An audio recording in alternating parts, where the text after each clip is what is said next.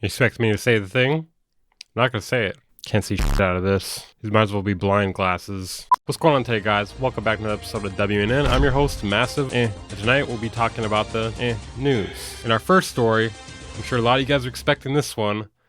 We've got some drama. Big drama, if you want to call it that, or I'm just going to call it that for lack of a better word. So I'm planning on doing a much larger video on this topic. I wanted to cover it from start to finish. That way people have the complete context. So I'll just give you a quick rundown of what's happened recently, just to keep people in the loop. Curtis King and Busywork Beats got into a phone call argument that was about an hour or 2 hours long on Curtis King's live stream. The way you're coming across is that you have a huge log in your eye and you're making me out to be this. You got to log up your ass because you got to log up your ass because you believe everything that you're saying. Originally, the live stream was a reaction to my tier list. I had brought up Busywork Beats beef with him during the tier list when I was like giving my reason for his placement. And at some point, it just kind of fell apart from there. And he called Busywork Beats and they were arguing on they were having like a normal discussion for a portion of it. I'm just saying, move on.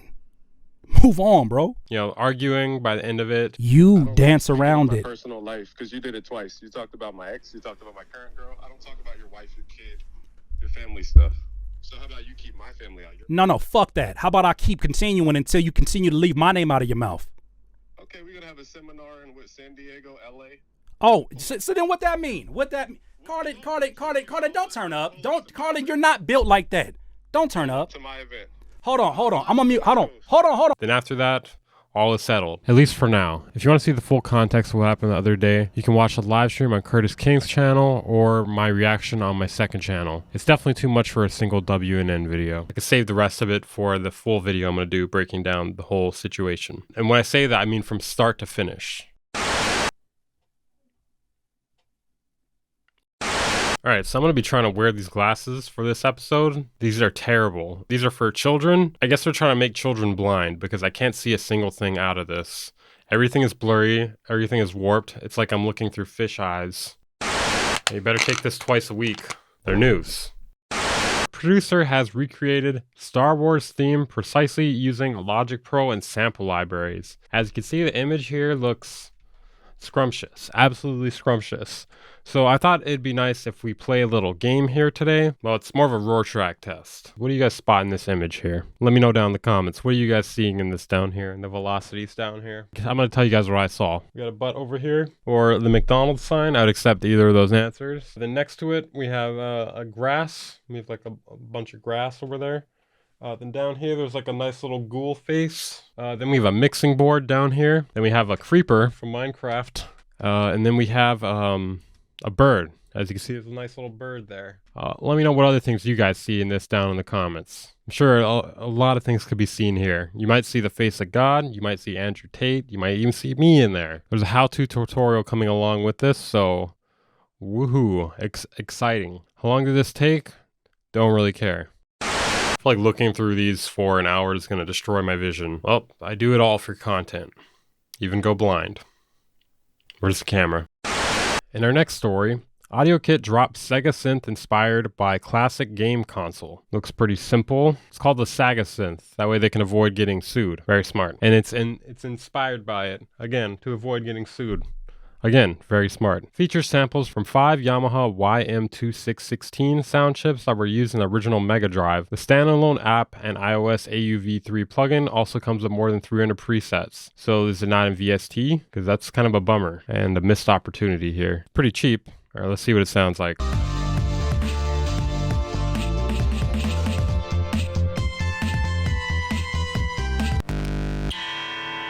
Ugh, GarageBand guide. Disgusting. I'm gonna have to, you know what? I think I'm gonna put these back on. There we go. Much better. All right. I'll let them know. They wanted me to let you know about. All right. Our next story. Calvin Harris enters the metaverse for first ever VR concert with dolphins. He looks like a video game character. Not a good one here.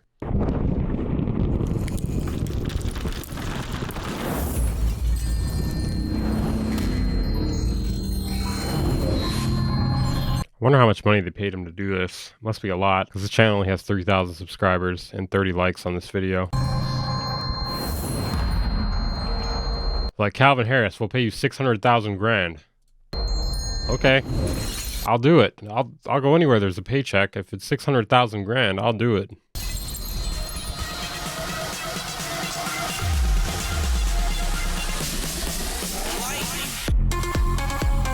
It looks just like my shows. Fucking empty. This looks like a movie here. Are we gonna watch a show or are we gonna watch a movie? News. Okay, in our next story, Roland introduces Bridgecast dual bus gaming mixer for premium live stream audio. Wait, you mean we have some news that isn't a joke?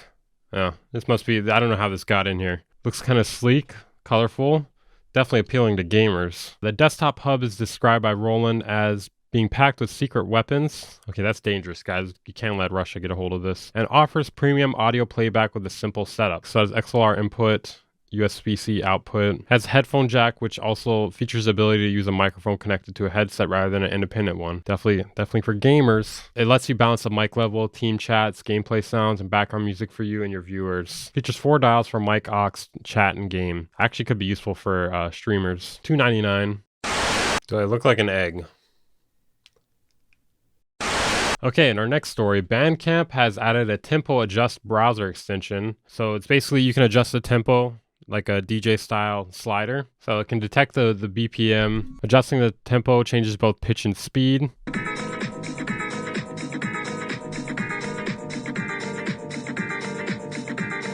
I'm not sure if I see how this could be useful. I mean, I guess if you're trying to see if something would mix, but it'd be nicer if you could change the key or keep the key independently from being changed as well. Seems like it'd be a lot of work to set this up. You might as well just like rip it off with OBS and then go test it and then buy it afterwards. Okay, well you can go get that tempo extension now, apparently. This egg's got some news for you. In our next story, MOBY's new album is made from weird old drum machines and was created to help anxiety. Apparently it's an ambient album, and I don't understand how he's using drum machines to do that. Is it really an ambient album? I'm not sure. Kinda don't really care. Yeah, fuck it. Don't care. What's up, babe? Okay, I love this news. In our next story, Roland's astonishing 50th anniversary piano comes with flying drone speakers. Yeah, if you thought your old piano was good, well, check out this one. This one's really fucking stupid.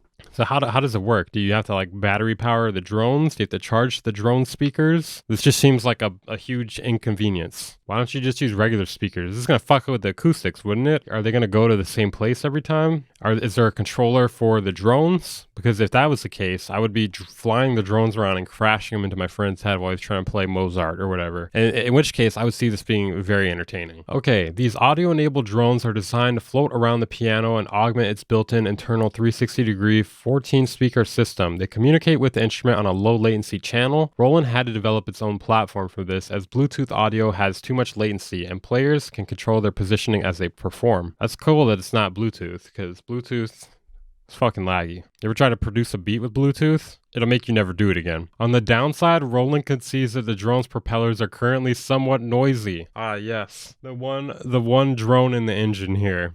The fucking noise. I'd venture a guess it's beyond somewhat noisy. It's probably very noisy. It won't actually be going on sale, but if you happen to be at CES, you can experience it for yourself until the 8th of January. Well, you can no longer experience it. Man, they post these articles with very little time to do the things that they suggest you do. Like, you basically had like a 3-day period from when this article was posted to go check this out. I got something to tell you. Alright, in our next story, Expressive Ease MPE compatible OSMOSE synth is finally shipping. It makes you dream instantly, says Flying Lotus. Well, Flying Lotus cosign, that's all I need.